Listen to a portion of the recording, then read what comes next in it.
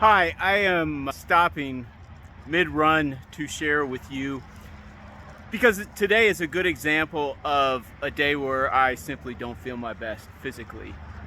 And I don't believe in pushing myself through pain. I believe in listening to my body. So I've been stopping and walking a few times on this run. However, I've stayed true to my goal of being fully invested in the moment and giving my best effort to follow form in every moment that I'm running,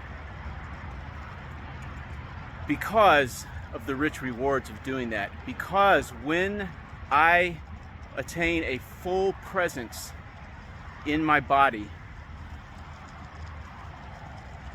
slows down, my thoughts slow down, and I achieve meditative states, I achieve flow states. And right now, in my house,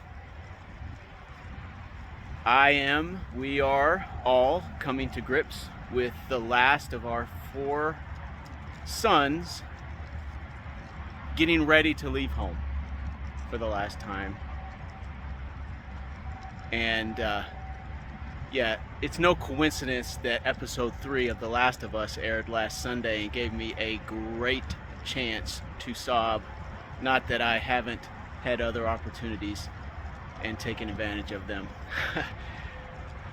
But out here today, I've let my thoughts expand. I've let the gap between my thoughts expand, and I've taken advantage of those expanding possibility waves.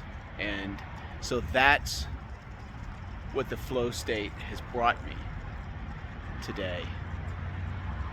Once again, simply as a byproduct, not of how fast I'm running, not of how far I'm running, not how good my body feels, not how strong I am, not how excited I am about running, none of those things. It's a byproduct of a commitment to give my best effort in each moment to follow form, to use all of my muscles, to use my breath, to breathe to my pain, both physical and mental, and to exhale from that pain as well, to breathe life and possibility to the pain, and to exhale limitations, anxiety, and fear. And I haven't changed the circumstances of my life because of this run, but I've changed myself. I'm more reconciled, and I'm better able to be fully attentive and present in each moment, intentionally manifesting my reality. So thanks for giving this a listen. I'm actually going to continue to run a little bit more. I'm going to head home. Thanks for giving me a chance to be of value to you.